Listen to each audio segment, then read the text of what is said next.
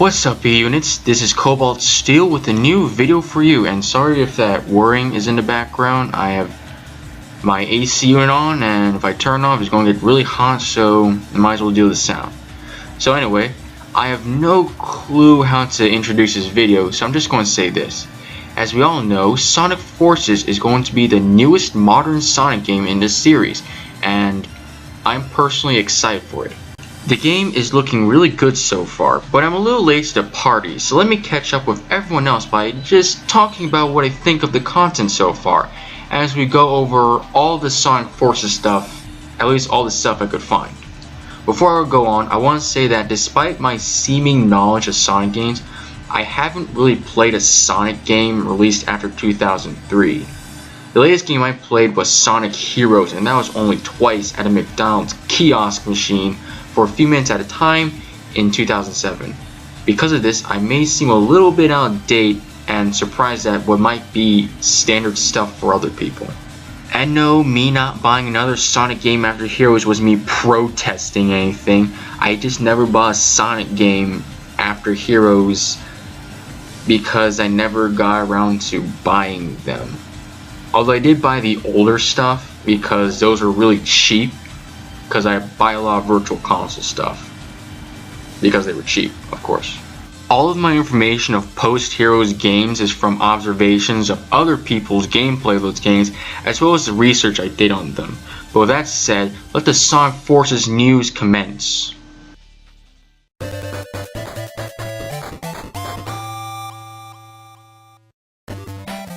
So we're going to start off with modern Sonic's content, which is to be very similar to Sonic Colors' gameplay, considering the presence of the white boost wisps and the seemingly heavier use of 2D sections compared to Generations and Unleashed. I find these sections to be pretty interesting looking, especially with the heavy usage of speed with the boost ability. Although these levels seem to be a bit cramped and narrow in my opinion, much like what I saw with Sonic Unleashed levels. I fear that I may end up tripping all over the place and crashing into walls with my playthroughs, but I'm pretty sure I'll adjust to this.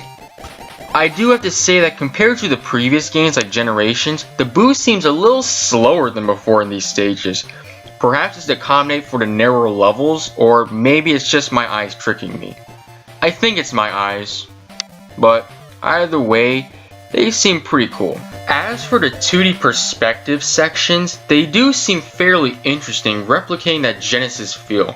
And I like the sequence of Sonic grinding and how he goes a little into 3D. Minor thing, but I find it cool. I honestly would have preferred if the modern Sonic sections were fully 3D, even if the level design incorporated many huge spaces and giant platforms, primarily because of the presence of classic Sonic's 2D only stages, but I won't really get upset over it. Overall, I'm liking modern Sonic's gameplay, although I hope there are levels that allow for a lot more leg room in the 3D sections, because again, the levels are seemingly cramped in my eyes. But that's just me.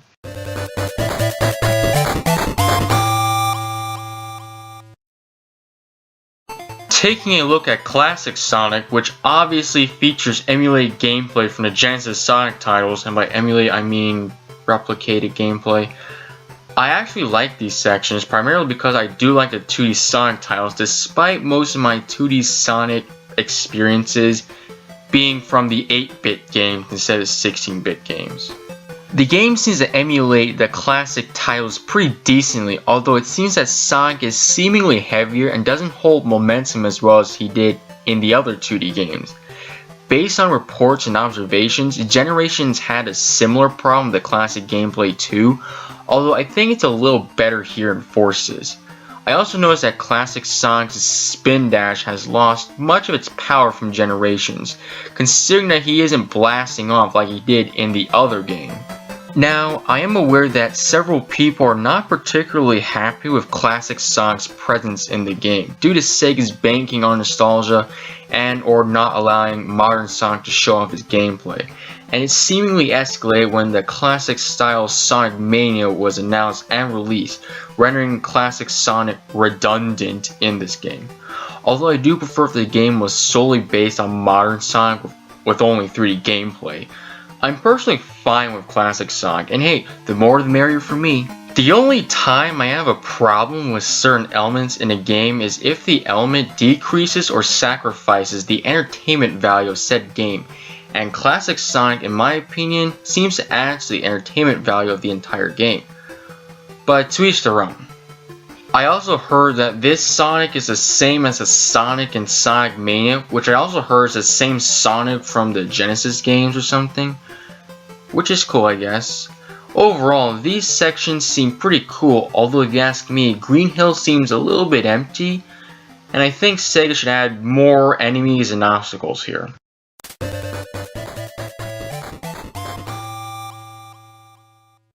So now we get to one of the big selling points of this game, being the custom characters, where players can create their characters to join up with Sonic and friends. Personally, this aspect sold me on the game completely. I am a huge fan of games that offer custom characters as playable characters, and the fact that the custom characters are important to the story is a big bonus for me. I like the wide level of customization the game has to offer, from the colors to species to accessories to the abilities of each species, like one species attracting rings or something, although I would prefer that being a power-up though. I am very likely to make multiple characters due to this. As for the gameplay, I'm primarily seeing 2D segments, and it seems like 2D is taking a larger portion of these parts of the game. Although I have heard that there are some 3D segments, although the only 3D segment I saw was at the end of this clip with the boss fight, but we'll get to that later.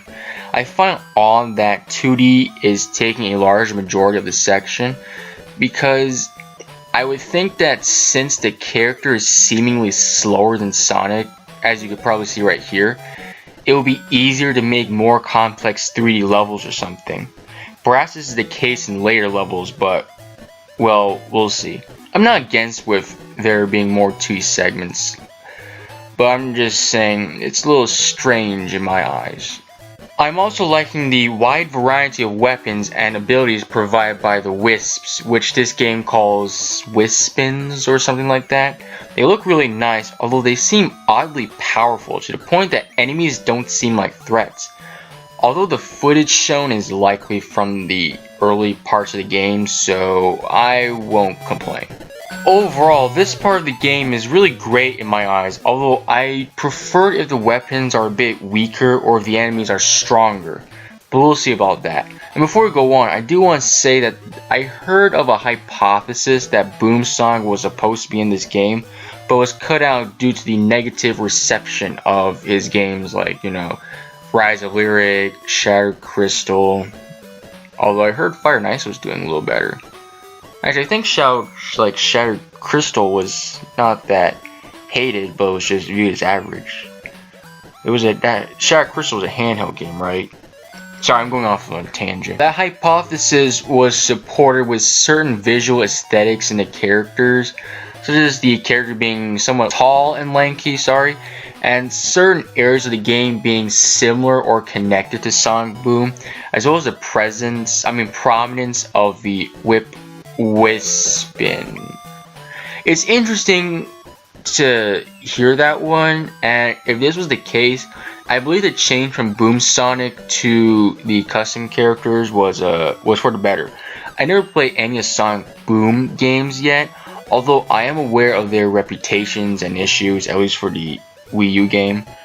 And although I'm not against Boom Sonic, I believe having custom characters adds a sense of immersion for the players, as well as replayability considering the level of customization provided.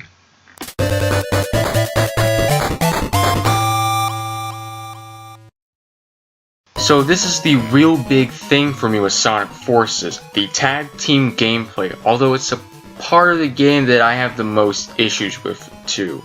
In these segments, we have Sonic and the custom character together in a Sonic Heroes / Advanced fashion, and do Sonic things, both weapons. I do not know if these two are the only playable characters or if there will be others available. I would like if there are others available though. I have to say, this seems really cool in my eyes, being able to fight with Sonic, although I have to say, the execution looks a little bit cheesy to me, especially the custom character's expression, as you just saw when they just started doing this double boost. But aside from that, one thing I am really digging is the full 3D gameplay, with Sonic handling the speed sections and the custom characters handling the action sections and I guess some of the slower platforming sections. Similar to Sonic Heroes with its speed, fly, and power sections to levels. Although considering that this is just one stage, I won't be partying just yet. There may be 3D, 2D stages somewhere. We'll see what happens, but hopefully it's fully 3D. But you know what? If Sonic needs multiple characters to be played simultaneously to have fully 3D platformers, then that's fine by me. Give me Sonic Heroes 2. All I want to see is a fully 3D Sonic game again. But going on the other things, the stage looks pretty cool, especially the inside of this pyramid with the gears and such. But it also seems rather linear and straightforward. However, I will give it the benefit of the doubt. This is like one of the first stages, and first stages are not typically complicated and overtly non-linear, and I've seen worse first stages anyhow. I do like the idea of switching between Sonic and the custom character, and the transition seems pretty smooth, but not abruptly shifting characters. Also, this double boost thing seems pretty slick and awesome, although I hope that later stages feature more complexity with these segments, these double boost segments, because honestly, these segments, the double boost segments, don't seem particularly challenging. And again, we have these weapons, the Wisp Spins, that seem a bit overpowered in my eyes and making enemies seem like non-threats. If this is going to be the case, I hope they add more obstacles in these stages and later stages to increase the difficulty in appropriate amounts. Overall, these segments have many awesome ideas that I hope are seen in future Sonic games, although I'm hoping that they are all full 3D and add more challenge and alternative paths or something with the concepts, especially for later levels. These segments seem really easy in my eyes, and while easy isn't bad, it can get a little boring after a while. That's why I'm hoping that they add some stuff to these segments.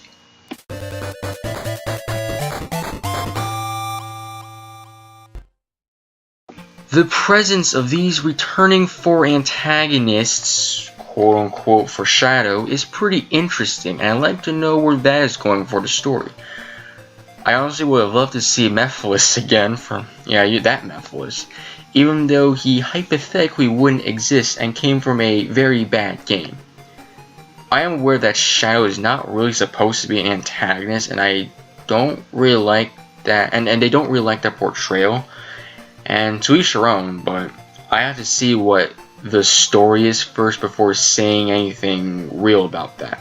As for that boss in the custom character stage, it seems pretty cool, although I hope that the 3D segments comprise more than just boss fights. It probably does, but you never know what could happen. Actually, speaking of which, the bosses are pretty interesting. I also love the classic Sonic's boss in I think Green Hill. Yeah, it is Green Hill. In Green Hill, and but actually there's nothing wrong with it. I actually really like that boss. So yeah, that's cool. Infinite seems pretty threatening, and I really like his theme song. Although when Tails says that he's faster than Sonic, I could not help but laugh at that, because at this point it just feels like it's so common to have characters who are faster than Sonic. Also, Infinite makes me think of Kamen Rider Hibiki. Yes, I do watch a bit of Kamen Rider, and I actually like it a lot. Hibiki is a pretty decent show, but, well, we'll get to that when we get to that. As for the visuals, they seem pretty nice, showing off the awesomeness of the Hedgehog Engine 2 or something like that. I heard it was an upgraded version of the Hedgehog engine from Generations and Unleashed, and it looks pretty cool. But if I have an issue with the game's visuals, and this is very slight, is that the characters look a lot like ceramics to me. It could be the lightings or the surroundings, but when I see Sonic in these tag team stages, for example, he looks like an unglassed ceramic rather than a cartoonish living being with fur. I don't know why, he just kind of looks like a ceramic to me. It's not ugly, certainly, but it just seems a bit strange in my eyes. I also have to mention that the environments kind of look a little like plastic. It just looks very shiny and perhaps a little too glossy. Okay, not too glossy, but it looks very glossy. As if it was like a plastic instead of what it should be. Again, it's not ugly, but it just kind of looks a little strange to me. Everything looks like it's made of plastic. It would be really cool if this was revealed to be like some sort of toy land or something. That would be pretty cool. Music wise, it's not too bad. I like the Double Boost song the most, and Infinite's theme is pretty nice. The music is really cheesy if you ask me, but I don't mind that. It's pretty cool to me. The release date, at least for us Westerners, is November 7th, I heard, and that's pretty cool as that's only a few weeks before my birthday, also in November. I'm also intending to get this game for the Switch to allow me to play my awesome Sonic game on the go. I know the Xbox and PS4 versions are superior in certain aspects like graphics, but if I had to choose between superior specs and portability with the same game but slightly lower specs, I'm taking portability.